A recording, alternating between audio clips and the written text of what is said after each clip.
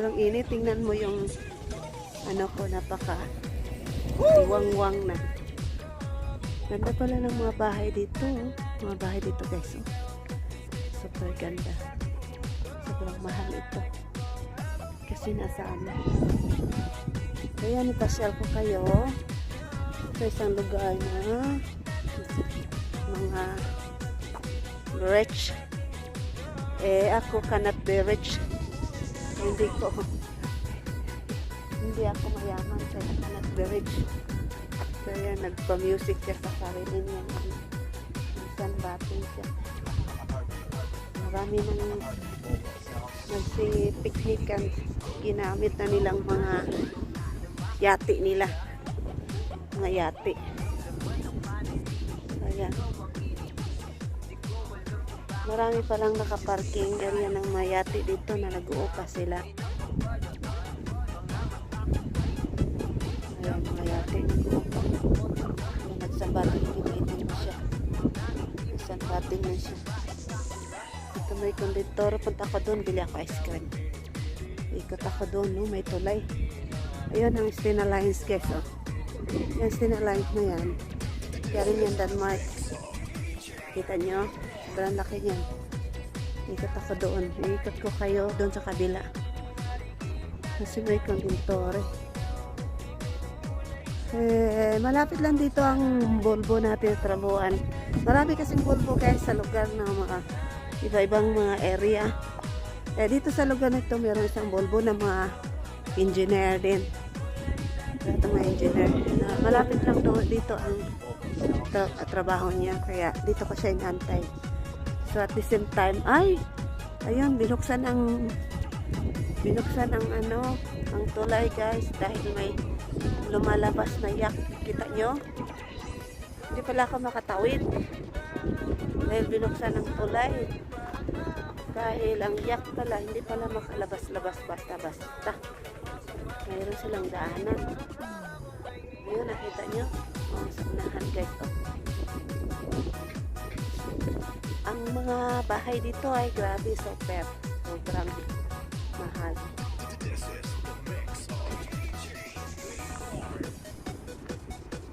Ayun na, lumalabas siya. Oh. Punta siya sa dagat. Kaya hindi pala sila makapasok dito guys ko. Losot-losot lang kasi nag-upa sila eh. Ayan, lumabas na siya. Oh. Kaya binuksan ang tulay. Sobrang init. Grabe. Oh. Diba?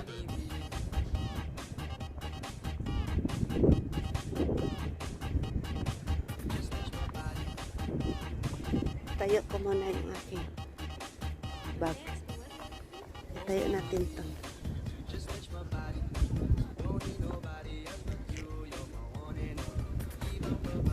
Ikat tumalupad ng hangin. Hindi naman siguro.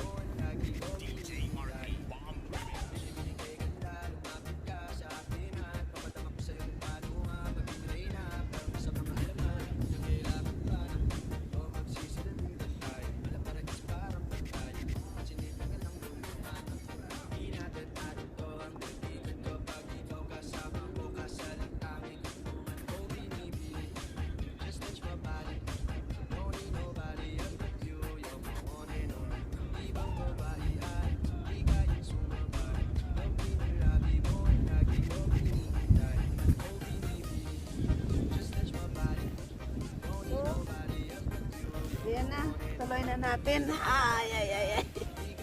Tuloy na natin yung ating doon. Share ko kayo, ha? Ito uniform. Si Bernice ngayon, kaya dami kong bitbit. Ayan.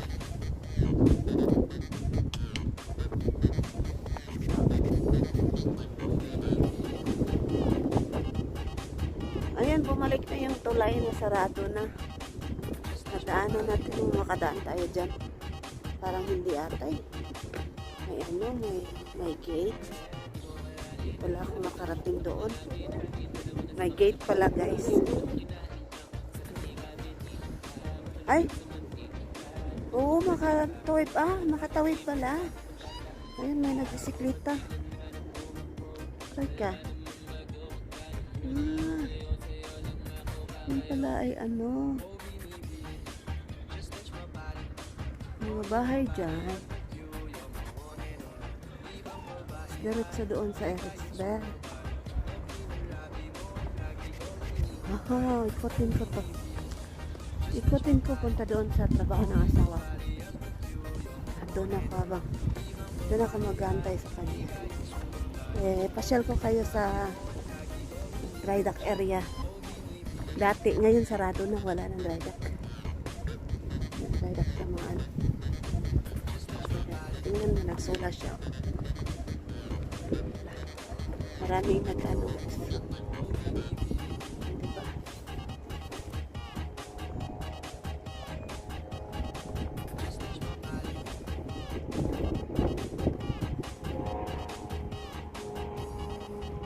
Pwede pala ako sumakay ng ano.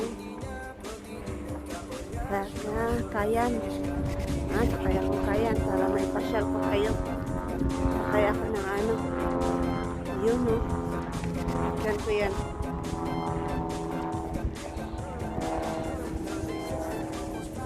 Ito ang summer gas, no?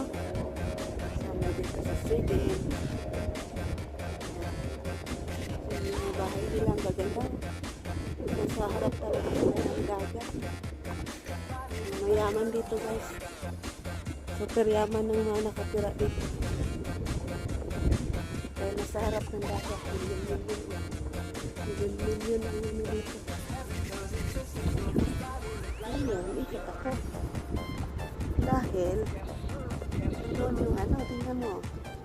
Doon ako sasakay. Papuntang city.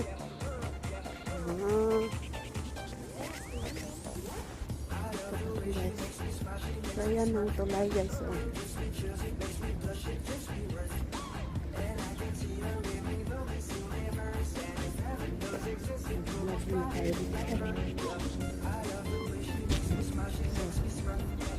Ito sa tulay na to. Ito tayo sa tulay. Diba?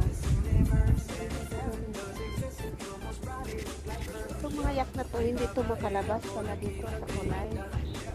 Kaya yung dulo na yan, bubuksan yan para sila ay makalabas. Dahil tamo lahat yan nakaparking. Ayan, nakakita mo lahat nakaparking dyan. Ayan, dyan sila nagpa-parking, may bayad yan yung mga yak nila. Ayan, may nag-betting shop na. Tapos dito sa tulay na yan, doon sa unahan, dyan sila lumalabas. Dahil bubuksan ang tulay para sila makalabas.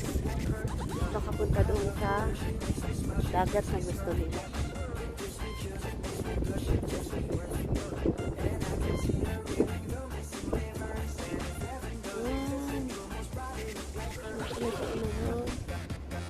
Ayan, galing na ako dyan. So, sa lugar na ito guys, nandito nakatira ang lahat ng mga mayaman na may mga makakapal ang bulsa, makakapal ang wallet. Yan, hindi katulad sa amin, doon lang kami sa ibang area. Yan nyo ang ganda, kaya pinapasyal ko kayo dito. Ito ang summer dito sa Sweden, kaya nagsilabasan ng mga yak nila. Yan. So katulad yan no, ang yak na yan no, papasok siya ang yak na yan, yung yati na yan. Tapos hindi siya makadiretso dito, liliko siya para siya ang mabubuksan siya dahil magpa-parking na yan siya siguro. Ayan, tapos ikot siya dyan banda dahil magpa-parking na siya, galing na siya doon sa gitna ng dagat. Ayan, hindi siya makalusot dito diretso kundi ikot siya dyan dahil tapos bubuksan yung ano sila, bubuksan yung tulay.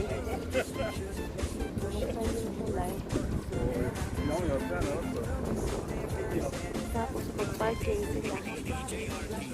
Parking sila doon. Ayun, may lumalabas din ba? Kita nyo? May lumalabas din. Tapos may pumapasok. Sa park na nila. So, ganyan ka-hiking dito. So may continuous pa to guys sa unahan. At may pasyal pa kayo doon. Kaya, malayo nakikita mo. Dito ang mga mayaman. Ito lang lugar na ito. Yung bahay na yun nasa ibabaw. Ito na.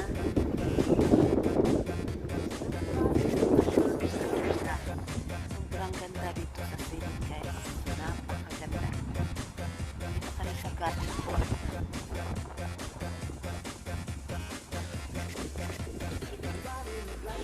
Ang sarap tirahan dito dahil nasa harap ng dagat. Makikita mo yung kulay. Ayan. Kulay at saka yung araw at saka yung dagat. Tapos mahangin mo yung mga simoy ng hangin na napaka fresh na fresh. Ayan. Punta kaya ako doon. Ayan, ipasyal ko kaya doon ha. So may continuous ito guys. To be continued ito ha. Ayan. See you sa next na video. Continue. Bye for now.